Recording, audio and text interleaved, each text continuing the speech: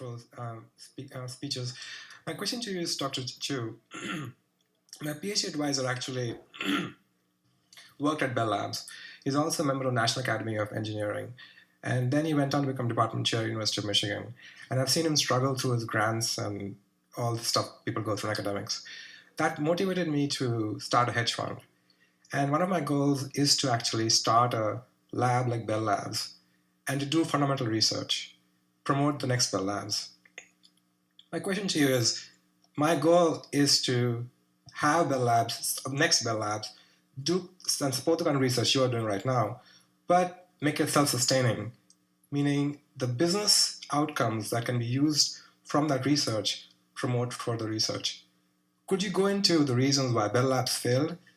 And how do you think about the financials of this kind of lab work in the future? Very, very quickly, Bell Labs failed because the underlying company got into financial trouble, and AT&T, then Lucent, couldn't really support it. The culture was there, but they couldn't support it.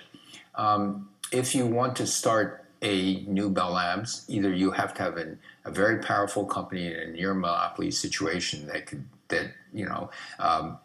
there's a few companies that might be near that, but not quite.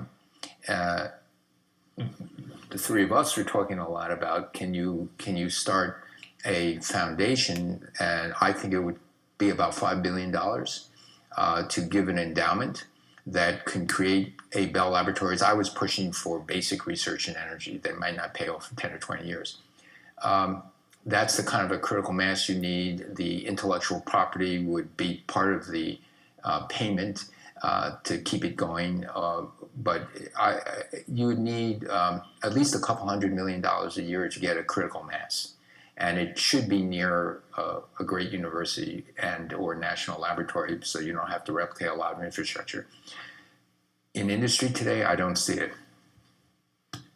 I just quickly share a thought, something that I've been promoting for probably 25 years with my usual lack of success. But my proposal is that we change the capital gains tax in this country such that the gain on an asset that's held for 1 day is taxed at a 99% rate.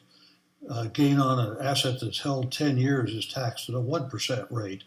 And you draw whatever line you need to produce the revenues you want between that.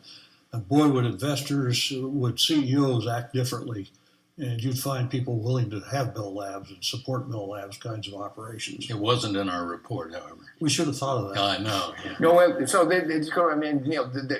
I was talking to the faculty about this at lunchtime, and they said, no, that's not going to work because the people in Goldman Sachs and the financial community aren't interested in 5-year and 10-year investments. They're only interested in 1 or 2 year investments, and they will lobby never to do this. Yeah.